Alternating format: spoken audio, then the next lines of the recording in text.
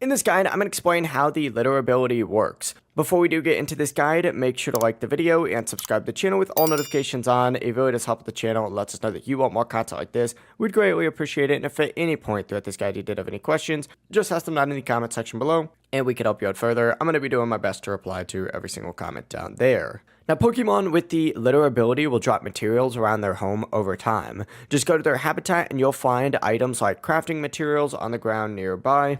Different Pokemon will actually drop different things as well, so depending on which one you're using, you may get different items. To keep getting drops though, just make sure that you do collect the items regularly. If you leave them sitting there for too long, they'll stop spawning more. Just check back every so often and pick everything up. That is how the litter ability works. If you guys did have any questions, just ask them down in the comment section below and we can help you out further. I'm going to be doing my best to reply to every single comment down there. Before you do leave this guide though, make sure to like the video and subscribe to the channel with all notifications on. It really does help us out. Lets us know that you want more content like this. We'd greatly appreciate it. Have a great rest of your day though.